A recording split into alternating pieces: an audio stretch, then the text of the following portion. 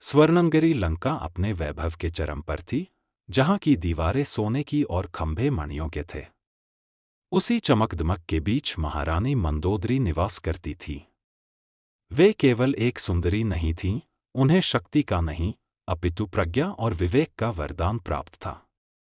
एक उच्च कुल में जन्मी और संयम व करुणा के संस्कारों में पली बढ़ी मंदोदरी का विवाह उस महाप्रतापी दशानन से हुआ था, जिसका तेज सूर्य के समान था, परंतु जो भीतर ही भीतर अपने अहंकार की अग्नि में जल रहा था। वह लंका की रानी अपनी इच्छा से नहीं, अपितु भाग्य के खेल से बनी थी। उनके पति लंकाधिपति रावण ज्ञान, तपस्या और पराक्रम में अद्वितीय थे। जब वे वेदों का उच्चारण करते थे तो स्वयं ग्रंथ भी कंपित हो उठते थे। उनकी कठोर तपस्या को देखकर देवताओं को भी नतमस्तक होना पड़ा था।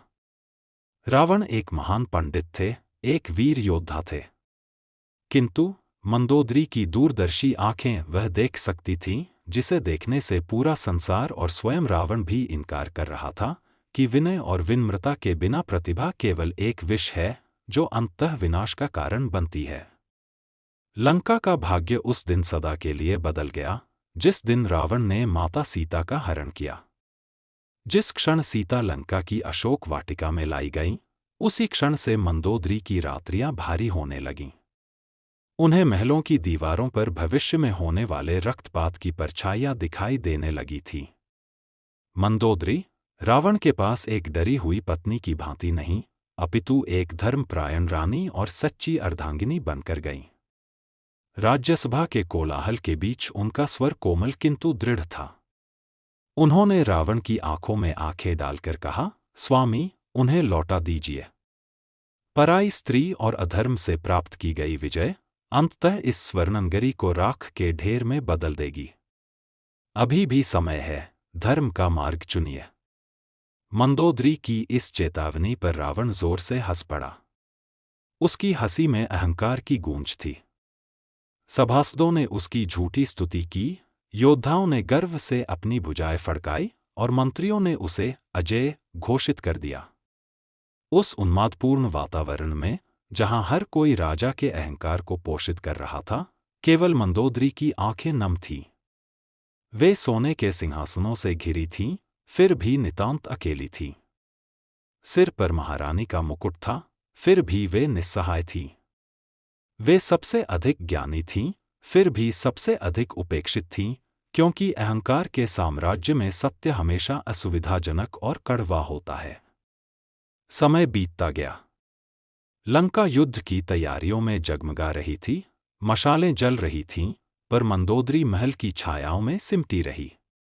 उन्होंने अपनी आंखों से लंका की माताओं को उन पुत्रों को विजय तिलक लगाकर विदा करते देखा, जिनके बारे में मंदोदरी जानती थी कि वे अब कभी लौटकर नहीं आएंगे। जब जब युद्ध का शंखनाद होता, उन्हें वह किसी उत्सव का स्वर नहीं, बल्कि एक प्रतीक्षित मृत्युगीत लगता था। हर रात्रि जब लंका विजय की कामना करती, मंदोदरी एकांत में प्रार्थना करती, रावण की विजय के लिए नहीं, बल्कि उसके जागरण के लिए। वे चाहती थी कि रावण का सोया हुआ विवेक जाग जाए, परंतु वह जागरण कभी नहीं आया। अंततः वह दिन आ ही गया जब लंका मौन हो गई। रणभूमि में महाबली रावण धराशायी हो गए। उस दिन आकाश में कोई उत्सव नहीं हुआ, बस एक भारी सन्नाटा पसर गया। मंदोदरी अपने महल से निकली और टूटी फूटी लंका के उन द्वारों से गुजरी जो कभी अभेद्य थे। चूर चूर हुए गर्व और बिखरे हुए अहंकार के मलबे को पार करती हुई वे अपने पति के निर्जीव शरीर तक पहुंची। वहां युद्ध भूमि की धूल में सने रावण के पास बैठकर उन्होंने न तो राम को कोसा, न ही विधाता के विधान को दोष दिया। वे घुटनों के बल बैठ गईं और कांपते हाथों से रावण के ललाट को स्पर्श किया। उनकी आंखों से बहते आंसू उस राक्षसराज के लिए नहीं थे, बल्कि उस महान विद्वान के लिए थे जो इतिहास का सर्वश्रेष्ठ पुरुष बन सकता था। रुंधे हुए गले से उन्होंने फुसफुसाकर अंतिम सत्य कहा, स्वामी, आपने तीनों लोकों को जीत लिया, समस्त संसार को अपने अधीन कर लिया, परंतु विडंबना देखिए, आप स्वयं को नहीं जीत सके। मंदोदरी जीवित रहीं, शायद यही उनका सबसे बड़ा दंड था। उन्होंने अपनी आंखों के सामने लंका को राख से फिर पुनर्निर्मित होते देखा, बिना उस पुरानी अग्नि के, बिना उस दंभ के और बिना उस अमरता के भ्रम के। वे उस बात की सजीव स्मृति बनकर जीती रहीं कि जब विवेक की उपेक्षा की जाती है तो वह अंततः शोक बनकर लौटता है। इतिहास आज रावण के पतन और उसके अहंकार को याद रखता है।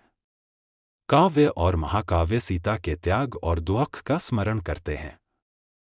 परंतु मंदोदरी रामायण की वह मौन त्रासदी हैं जिन्होंने कहानी के आरंभ में ही उसका भयानक अंत देख लिया था, और फिर भी नियति के उस कठिन पथ पर उन्हें हर कदम चलकर उसे पूरा करना पड़ा।